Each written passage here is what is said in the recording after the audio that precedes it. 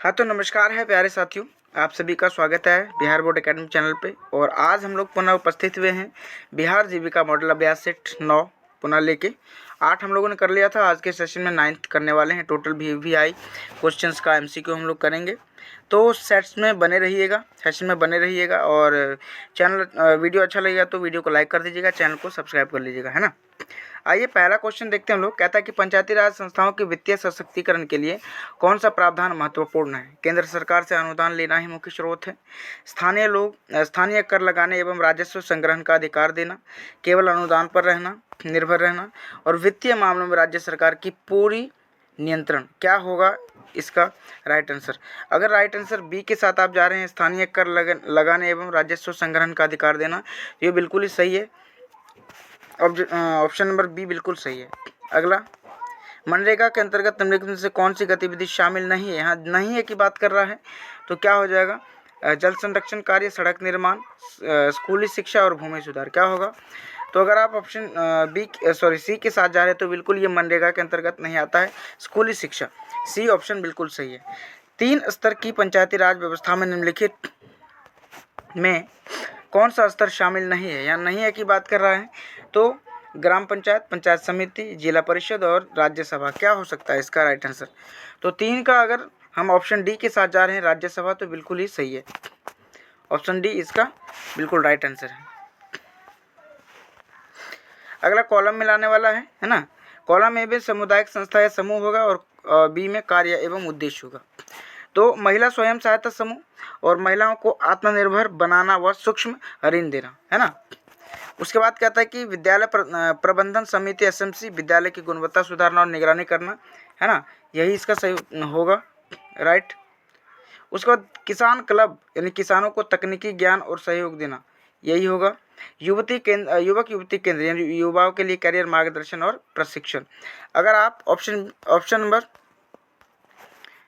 ए के साथ जा रहे हैं तो बिल्कुल सही होगा। और अगला क्वेश्चन निम्नलिखित में से कौन सा विकल्प आजीविका संवर्धन की टिकाऊ रणनीति है में नहीं आता है। नहीं आता है की बात कर रहा है।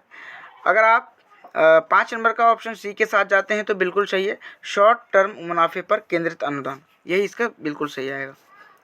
अगला क्वेश्चन, SHG में सामान्यतः कितने सदस्य होते हैं। एक SHG की बात कर रहे हैं, 5 से 10, दूसरा 10 से 20, उसके बाद 20 से 30, 30 से 40, कितना होगा? 6 नंबर का सही उत्तर क्या होगा?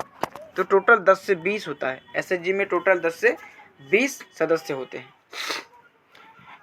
अगला है सर्सन की, प्रधानमंत्री जनधन योजना का उद्देश्य गरीबों के लिए बैंकिंग सेवाओं तक पहुंच सुनिश्चित करना। इस योजना के तहत खाता धारकों को जीवन बीमा और ओवरड्राफ्ट की सुविधा देना। 7 नंबर का क्या होगा? तो अगर आप ऑप्शन सी के साथ जा रहे हैं तो बिल्कुल ही सही है, ऑप्शन सी बिल्कुल राइट आंसर है। ग्रामीण विकास में सबसे बड़ी बाधा क्या है? अधिक जनसंख्या, शिक्षा की कमी, विदेशी निवेश और पर्यावरण। क्या होगा ग्रामीण विकास में जो सबसे बड़ी बाधा होगी? तो वो शिक्षा की कमी हो जाएगी, सबसे बड़ी बाधा यही है। बिहार कृषि रोड मैप का मुख्य उद्देश्य क्या है? 9 नंबर का सही उत्तर क्या होगा? 9 का सही उत्तर की बात करें तो ऑप्शन सी, कृषि को व्यावसायिक एवं टिकाऊ बनाना ही बिल्कुल सही उत्तर होगा। अगला कॉलम ए और कॉलम बी को मिलाना है। कहता है कि इस साइड पंचायती राज को देखना है, यहाँ पे पंचायती राज है, इस साइड पंचायती राज और इधर योगदान है ना। तो देखते हैं। कहता है स्थानीय भागीदारी, जनता की सीधी भागीदारी से बेहतर निर्णय, बिल्कुल सही होगा। योजना निर्माण, स्थानीय जरूरतों के अनुसार योजनाओं का निर्माण, बिल्कुल सही होगा। पारदर्शिता, जनता की निगरानी से ईमानदार प्रशासन, ये बिल्कुल सही। रोजगार सृजन, ग्रामीण क्षेत्रों में स्वरोजगार और योजना, 4 का यही होगा। तो अगर आप 10 नंबर का ऑप्शन बी के साथ जा रहे हैं तो बिल्कुल सही होगा।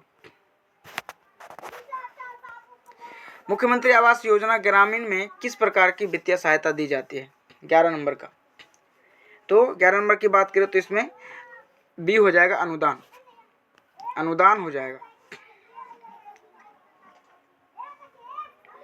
उसके बाद असर्सन है, स्वयं सहायता समूह महिलाओं को छोटे बचत करने और सामूहिक रूप से ऋण लेने की सुविधा देता है, तो बिल्कुल सही है। SHG केवल नगरीय क्षेत्रों में कार्य करता है, ये नहीं, ये गलत है।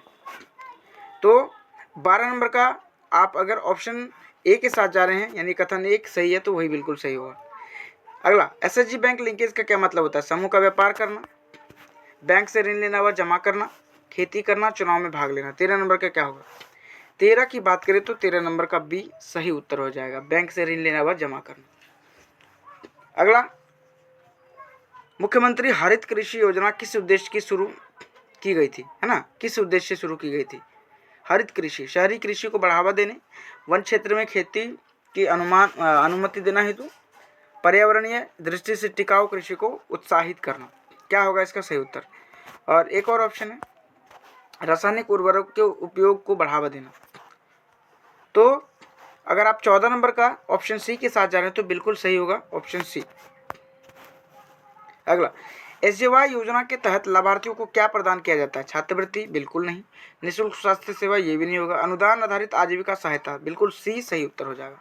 कॉलम ए को बी से मिलाना है ना? आइए, अटल पेंशन योजना गरीब और असंगठित क्षेत्र के लोगों के लिए, ठीक है। ये प्रधानमंत्री रोजगार प्रोत्साहित करने के लिए पेंशन, युवाओं को स्वरोजगार के लिए सृजन योजना, आई थिंक ये नहीं होगा।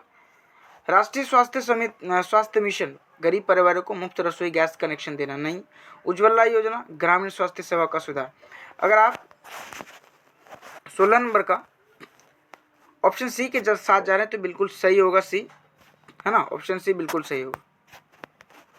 जीविका परियोजना मुख्य रूप से किस राज्य में गरीबी उन्मूलन हेतु आजीविका संवर्धन पर कार्य करती है?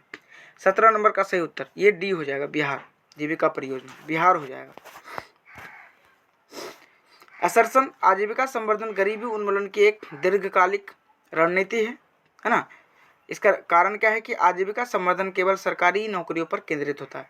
18 नंबर का सही उत्तर, 18 का सही उत्तर सी हो जाएगा। कथन सही है लेकिन कारण इसका क्या है? गलत। जीविका में सामुदायिक समन्वयक का प्रमुख कार्य क्या होता है? 19 नंबर का क्वेश्चन, यानी कि एसएचजी का गठन व मार्गदर्शन करना ही सामुदायिक समन्वयक का काम होता है। उसके बाद ग्रामीण क्षेत्र में एसएचजी का पूरा नाम क्या होता है? तो सेल्फ हेल्प ग्रुप होता है। तो ये था हमारा टोटल 20 क्वेश्चन जो बिहार जीविका एग्जाम के लिए बहुत ही इंपॉर्टेंट है, बहुत ही वीवीआई है। तो सेशन अच्छा लगा तो सेशन को लाइक कर दीजिएगा और चैनल को भी सब्सक्राइब कर लीजिएगा ताकि जो बेल आइकन ताकि जो लेटेस्ट अपडेट रहेगा हमारा सबसे पहले आप तक जाएगा बेल आइकन प्रेस करने से। तो तब तक के लिए आज के लिए सेशन में बने रहने के लिए आप सभी का बहुत बहुत धन्यवाद। मिलते हैं हम लोग अगले वीडियो में।